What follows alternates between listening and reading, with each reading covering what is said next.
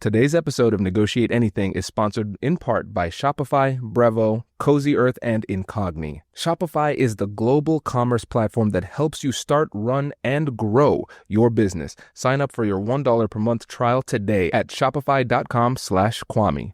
Brevo is an all-in-one marketing and CRM platform to help you connect with customers and grow smarter.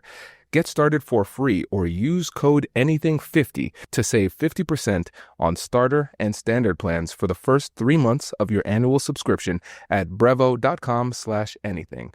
Cozy Earth makes everyday comfort feel like a real upgrade. From unbelievably soft sleepwear to plush blankets, go to cozyearth.com and use the code Kwame for up to 20% off, and you'll get a post-purchase survey. Make sure you mention you heard about it here. Incogni helps you to take your personal data back by removing it from places online where it shouldn't be, helping to reduce your exposure to scams and identity theft. Use code ANYTHING for 60% off of an annual plan at incogni.com/anything. As always, you can find all of these deals in the show notes. Hello, my friend, and welcome to another episode of Negotiate Anything. Thanks for spending time with us today. It's listeners like you in 181 different countries that have made Negotiate Anything the most popular negotiation and conflict resolution podcast in the world. I'm your host, Kwame Christian. I'm a business lawyer, mediator, professor, and the director of the American Negotiation Institute. Before we get started, I have 2 quick questions for you. Is negotiation a critical part of what you do? Do you need to resolve conflict and persuade at work? If you answered yes to both of those questions, visit our website to learn more about our negotiation workshops. We've traveled the country working with professionals just like you, and we'd love to have the opportunity to work with you too. Check out the link in the description to learn more. Emilie, thanks for joining us today. Thanks for having me, Kwame. Yeah, it's my pleasure. So how about you get us started by telling us a little bit about yourself and what you do? Sure. So I'm Emilie Aries. I'm the founder and CEO of a personal and professional development organization called Bossed Up. I really wake up every day helping women and marginalized communities advocate for radical progress in their career. Bossed Up because, frankly, I had been an advocate in the professional and public domain in campaigns and elections in the world of politics, which I know is near and dear to your heart as well. But I completely burnt out. I was so busy martyring myself for the cause, for the campaign, for others, that I, especially as a young woman, struggled to learn how to effectively advocate for myself.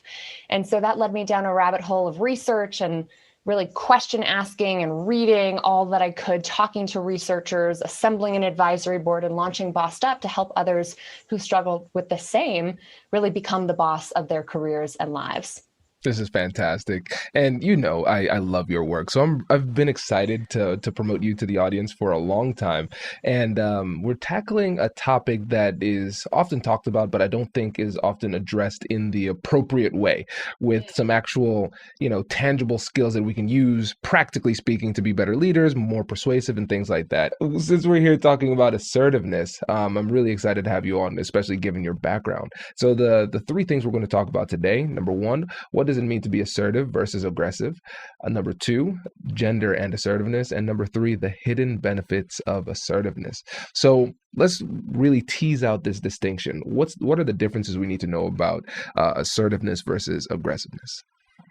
Great question. So I first came across this difference in definition as an undergraduate at Brown University. One of my favorite all-time professors, Barbara Tannenbaum, who is my persuasive communications professor, who I've since interviewed on my podcast, Bossed Up, put this difference between assertive and aggressive in the limelight as a student. And I thought to myself in that moment, I'll explain those definitions in a moment, but I thought, how many times have I been called aggressive when I'm simply trying to assert myself? And as a woman, as a person of color, I know that being labeled as angry, shrill, harsh, bossy, aggressive, you name it, is a very common experience, when in fact, the difference lay in whose rights are actually being respected. So when I'm being assertive, I'm being forthright and clear about my wants, my needs, my desires, while still considering the rights, wants, and needs of others. When I'm being aggressive, and let's be honest, we've all been aggressive, like truly aggressive, not just mislabeled as aggressive, and we all will be aggressive in the future, despite any good intentions. I'm just doing what's in my best interest, looking out for my rights, needs, wants, and desires without regard for others. And so the difference is one of, is this a two-way dialogue? Or is this a one-way proclamation? And sometimes, honestly, Kwame, aggressive communication can look very mild. I don't know if you've ever been on the receiving end of a sticky note from a roommate or someone in the office microwave sticks a sticky note on it to make their voice heard, and then they do not stick around to hear from others in the scenario. So sometimes in our effort as totally understandably conflict-averse human beings, we can sometimes be aggressive by simply trying to avoid conflict, when in fact the leadership move, and really the human move, the kind thing to do, is to be assertive. When you need to make your voice heard, make it heard. When you need to speak up for yourself, speak up, but leave the door open for others. Yeah, this is great. And I think there are two things that I want to focus on here. So the reality of bias here in how that will impact the way that this is going to be interpreted. And then number two, the importance of style and some potential stylistic mistakes that we could make that make our assertive actions be misinterpreted as aggressive actions. And so let's go deeper into the bias side of it. Tell us more about that. Sure. So there's a lot of intersectionality that we can bring to this topic. But if we just look at it first and foremost from a gender lens, there has been a long history of science of researchers for the past 30 plus years finding an inverse correlation between assertiveness and likability for women.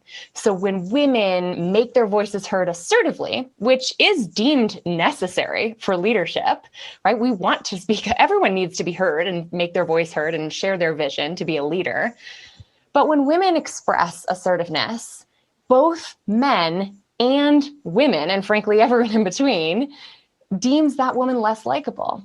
And even though we all know very assertive men who sometimes are not thought of as very nice or very likable, that correlation is positive when it comes to likability and assertiveness for men. So the Harvard Business Review back in 2013, in their September edition, did a cover story all about the invisible barriers that women leaders face. And they wrote, this mismatch between conventionally female qualities and the qualities thought necessary for leadership puts female leaders in a double bind.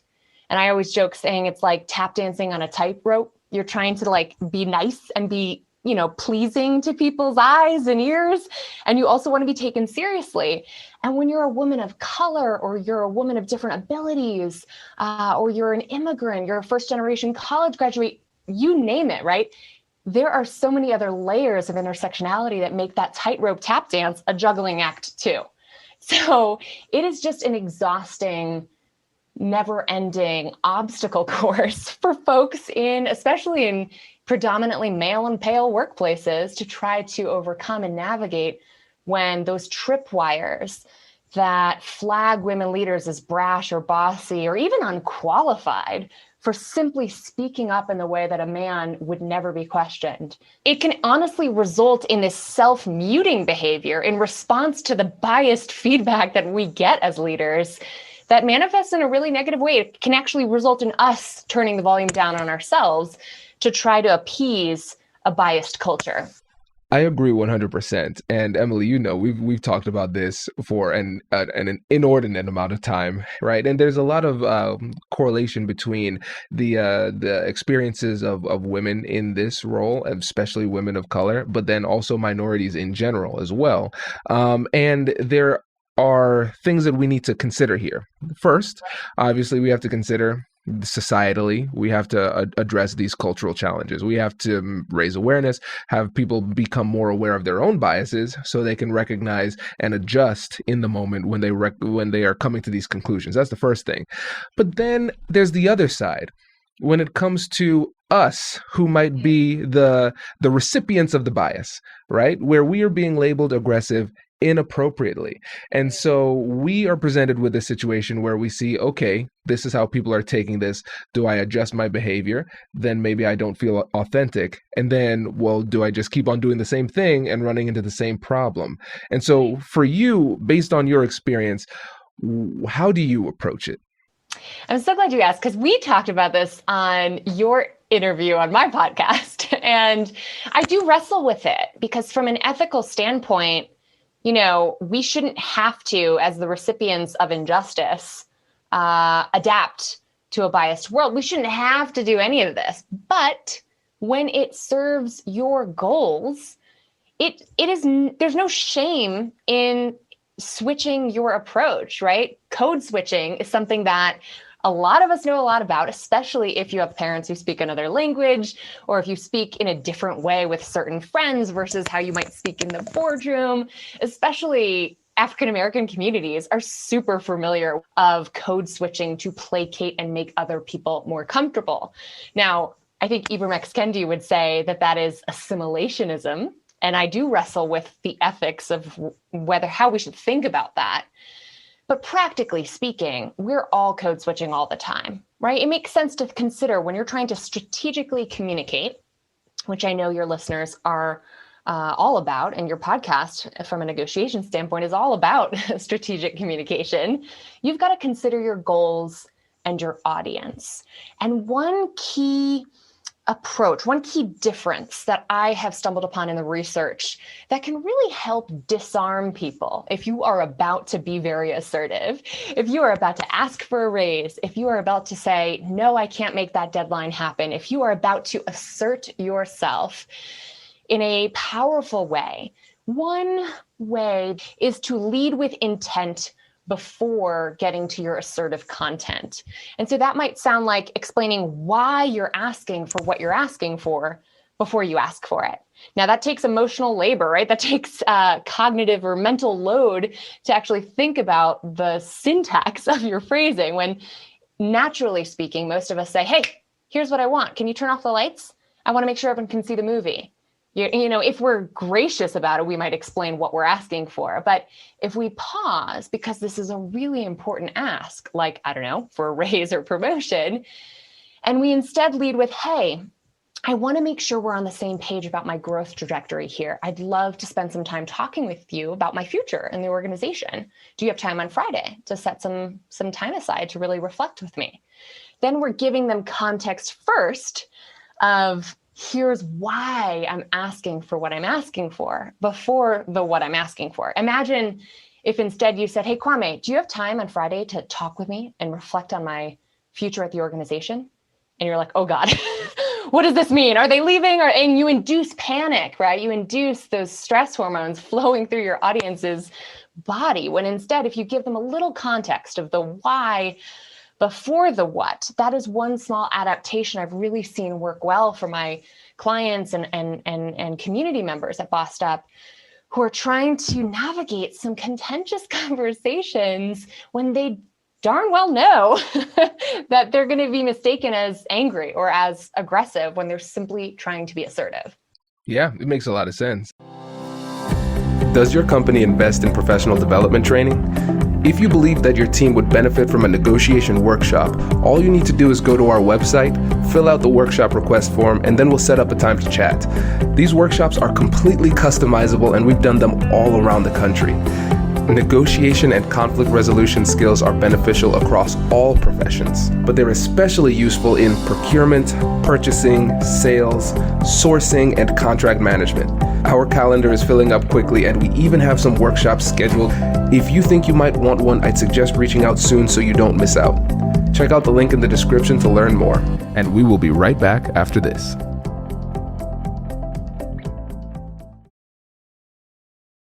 And Emily, the thing that I like so much about this is the fact that this is something that all of us can incorporate into our approach in order to be more persuasive, in order to make it less likely for our approach to be misinterpreted as aggressive. That context really helps. It really does help. And I think this is a good opportunity for us to transition to gender and assertiveness, just going a bit deeper, right? Because we've started to get into this content a little bit, but let's go deeper when we think about it. What else do we need to know?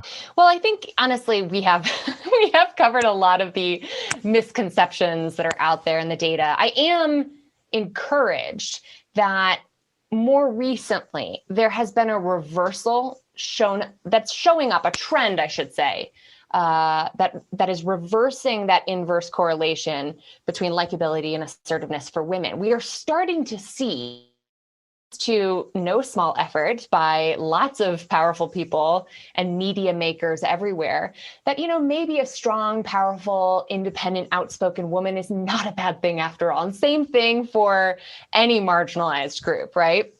I have this old Huffington Post article that I wrote back in 2013 that kind of illustrated that trend as it was changing in my own mind. And I think it exemplifies the culture changing around this. I said that the title was, "I'm so over hot mess chic," meaning I don't want to see lovably hot mess characters of young women on TV as much anymore, like Girls and New Girl, which infantilizes so many women. And I get it.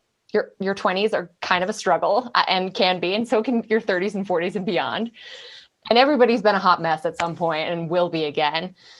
But I don't want to celebrate that. I want to celebrate getting your shit together. That's why the subtitle of my book is A Grown Woman's Guide to Getting Your Shit Together. And I remember the moment it clicked for me.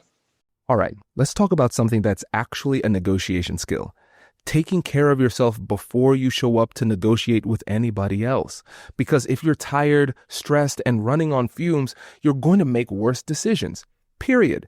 And that's why I'm a huge fan of Cozy Earth. Cozy Earth's whole mission is to elevate the everyday with obsessive detail and better materials so you can feel it immediately. Their bamboo pajama set that's made from viscose from bamboo is unbelievably soft. It drapes really nicely, and the classic cuddle blanket, that thing is dangerous because once you wrap up in it, you're not getting anything done. It's plush, it has a comforting weight, and makes your home feel like a reset button. And here's the best part. It is completely risk-free. Cozy Earth gives you a 100-night sleep trial and a 10-year warranty, so they really stand behind the quality. So this month, show a little extra love to someone you care about or yourself. Go to CozyEarth.com and use my code Kwame for up to 20% off. And if you get a post-purchase survey, make sure to let them know that you heard about Cozy Earth right here. Here's a quick warning for everyone listening. Scams and identity theft usually don't start with some genius hacker.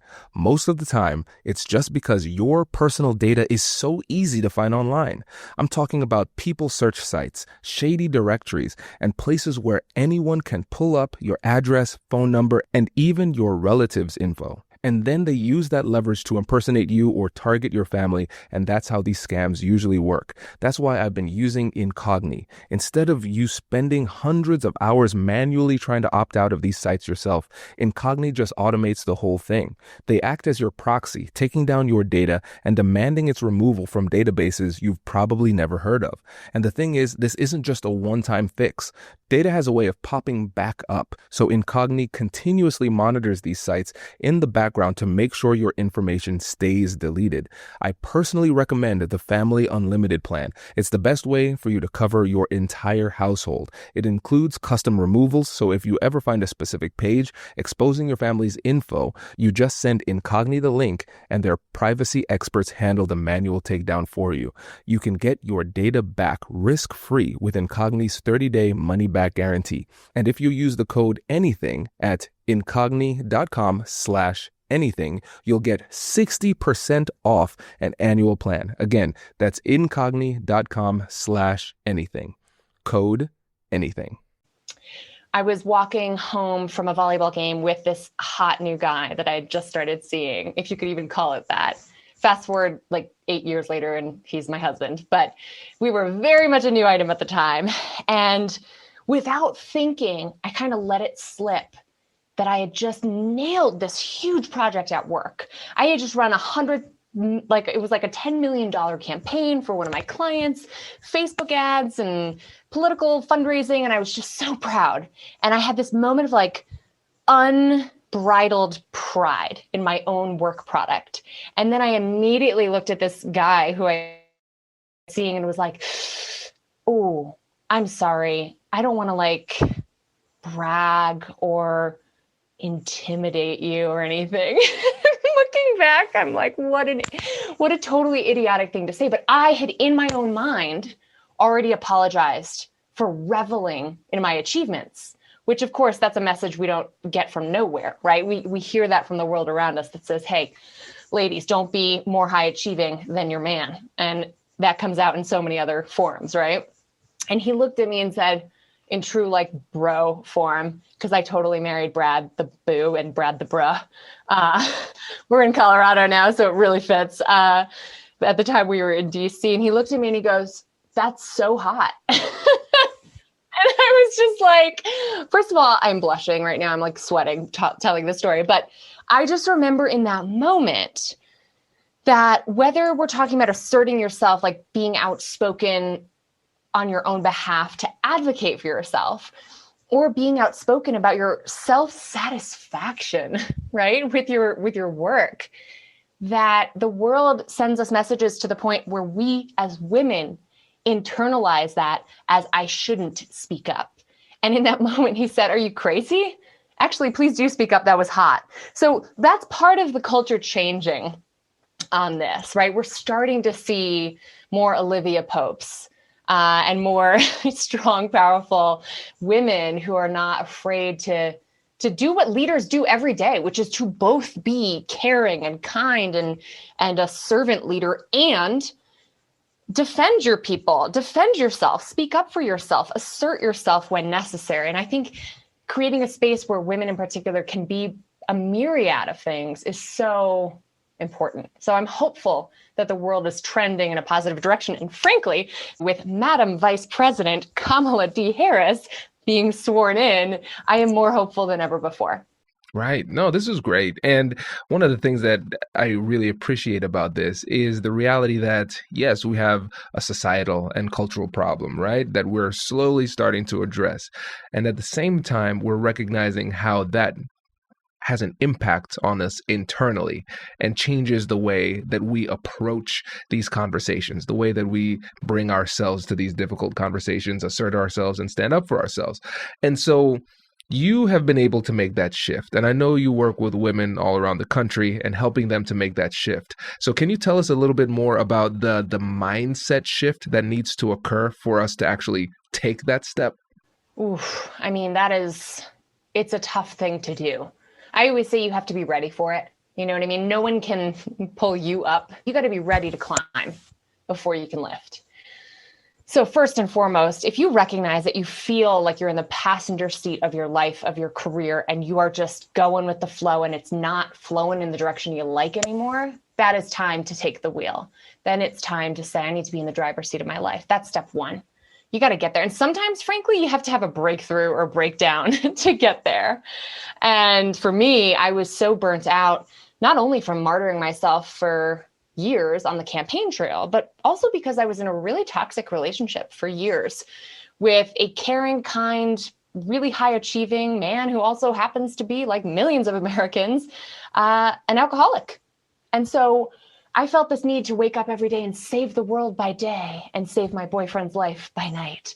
And that was no way to live, especially because he really didn't want help. So that's a whole other thing. Thank you, therapy, for helping me kind of parse through that. So as a young person, I remember getting to the point where I did not like the direction my life was going in. I was waiting for someone else to save me.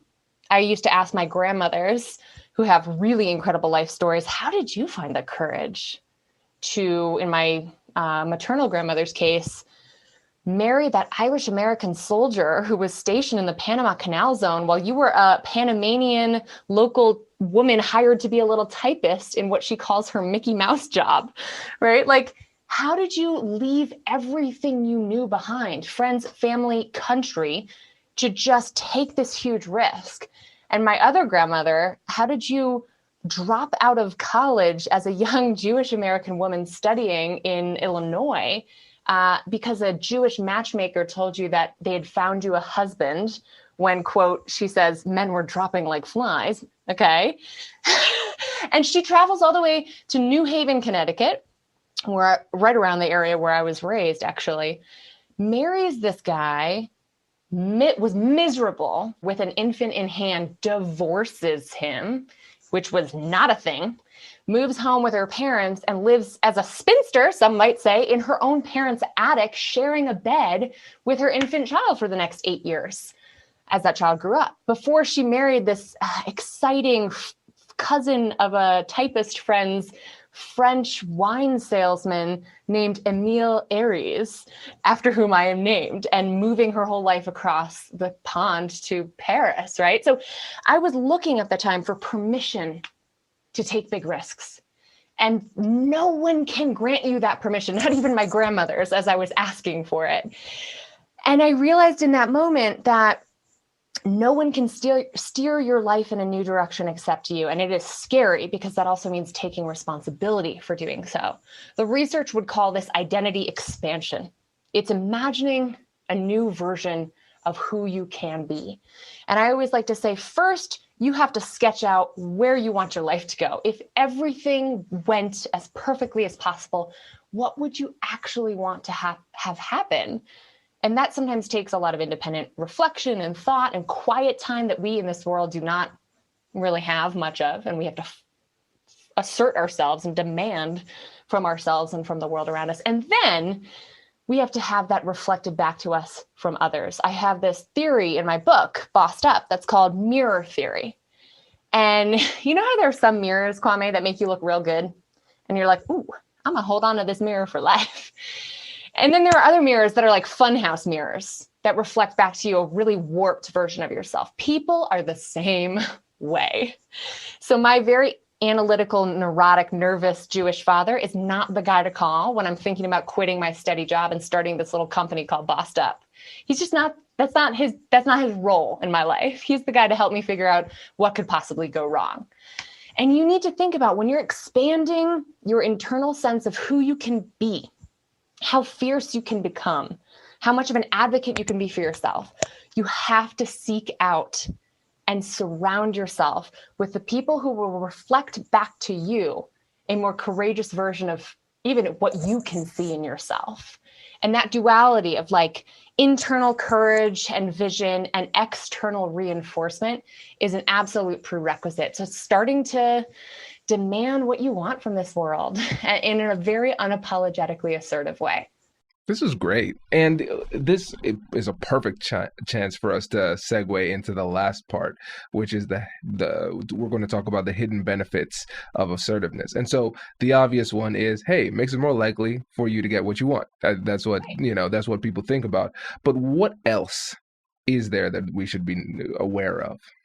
One of the most common misconceptions about assertiveness is that it's very stressful. And I think as a negotiation expert, people don't particularly love negotiation unless you're a total freak like me. I love a good negotiation. But there's this misconception that having one of those tough conversations is super stress-inducing. But I would ask our listeners to think about this. When you ever were in a workplace, a friend group, a relationship even, where every single day you felt like a doormat, like people walked all over you, like you could not make your voice heard, where you couldn't stand up for yourself for whatever reason, that creates a lesser but constant form of anxiety that's going on in the background. Right, a low-grade stress and anxiety that really occupies your body in a way. And that stuff adds up. That's where burnout comes from. Chronic stress leads to burnout. unless we're rinsing our bodies and brains of the stress hormones that build up when we experience stress on a daily basis, even in small ways like microaggressions, which disproportionately impact folks of color and women and all kinds of marginalized folks, that stuff adds up in a big way. Imagine that versus the feeling of relief you experience when you finally have a tough conversation that you know you've been needing to have.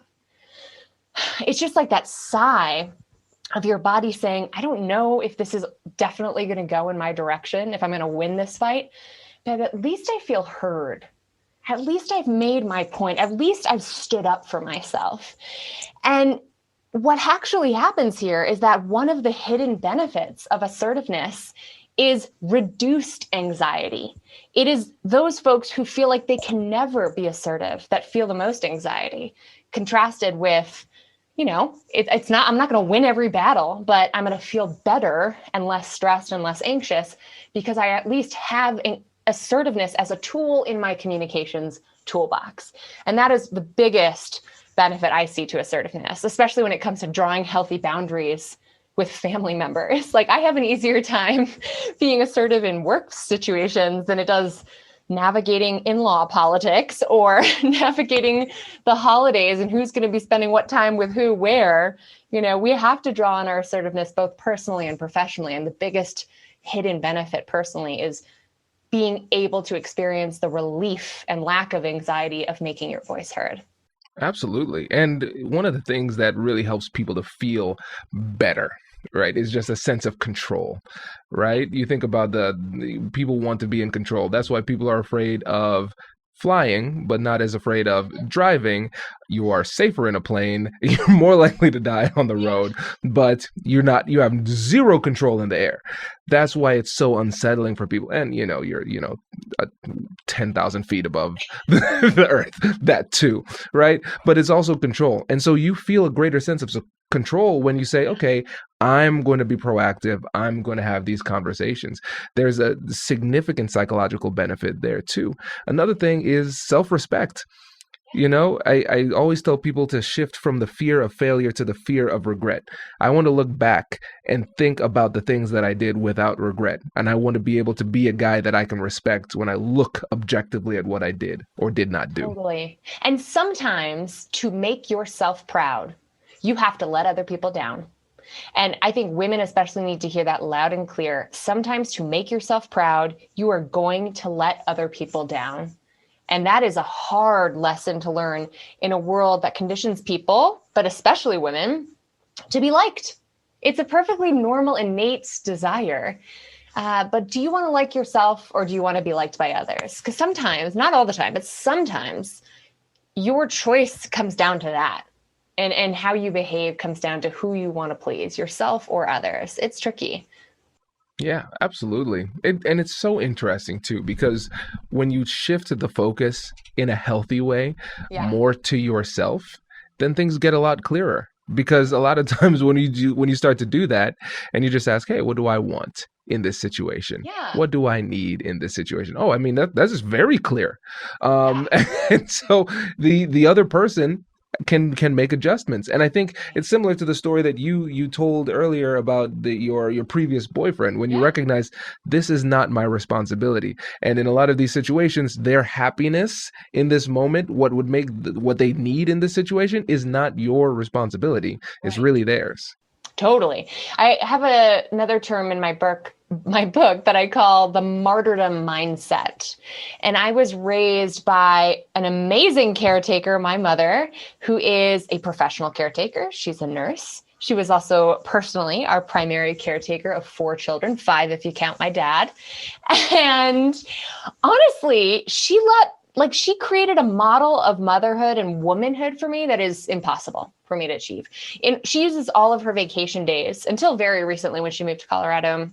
When she was still in Connecticut, where I grew up, she used all of her vacation every year to run medical mission trips in Dame Marie, Haiti, which is some of the most remote parts of Haiti, to provide life-saving OBGYN care. And she built this nonprofit from the ground up, along with her co-founders and doctors and team.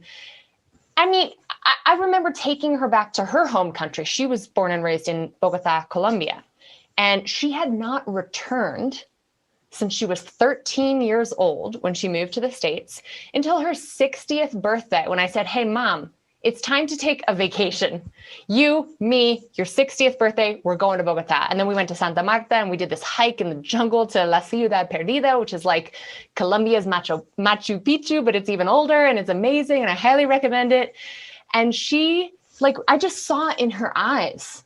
And as we were flying home, I saw this shift with her. And I said to her, wow, this is just a once in a lifetime trip. I'm so grateful that we took it together. And she said, Emilie, you have got to stop calling it that. This is not a once in a lifetime thing. I have to start doing more of this. I cannot let 40 years go by, or 50 almost years go by, not having revisited the place where I grew up that I love to call home.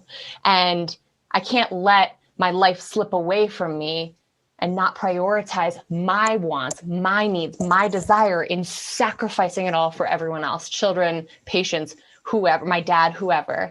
And the minute, I'm telling you, since she's moved here, Colorado, and since we returned from that trip, she has taken radical steps to transform her life. And it makes me happy because I want to see her happy. I don't want to just see her serving others. Well, as admirable as that is, sometimes what the world really needs is for you to serve others and serve yourself. I got a mantra of mine that I really leaned on when I was just starting Bossed Up is, you deserve to serve and be served. And I think that's a really hard shift for so many of us, for whatever reason, have inherited this idea that we have to just constantly be fighting for others and not fighting for ourselves. Like, think about the model you're setting for the little eyes looking up at you. Boys, girls, whatever. The little people in your life are looking to you to say, how should I stand up for myself? I will base that off of how you stand up for yourself. And I think we need to give our mothers out there, especially, permission to put themselves first, which is a radical act in this world. Right. Oh, I think that's a fantastic message to end on. And yes, I'm excited to have you on again in the future. Before you go, can you tell the listeners again about your company and how they can get in touch with you and how they can work with you too? Yes, wherever you're listening to this podcast, search Bossed Up and subscribe now. If you like what you heard today, you'll hear 2 episodes a week full of Bossed Up gems. You can also head to bossedup.org for lots of resources. And for my women leaders on the rise, I've got a free training you might find really helpful. It's called What Women Managers Need to Lead. And we talk more about the double binds that women leaders really run into in the workplace and how to overcome them. That's at bossedup.org/women lead. Thank you so much for having me on, Kwame. It's been such a delight. Likewise, our pleasure. Congratulations! You've just joined an elite club. By listening to a full episode, you're now officially on the Negotiate Anything team. So welcome aboard. What most team members do is they subscribe to the podcast because that allows them to automatically get the latest episodes of the show. The best things in life lie on the other side of difficult conversations. Keep learning, keep practicing, and keep getting better. Your relationships will improve, your career will soar, and you'll have the confidence you need to get the most out of these crucial conversations. Again, thank you for joining the team. We're excited to have you, and I will see you in the next episode. I'll catch you later.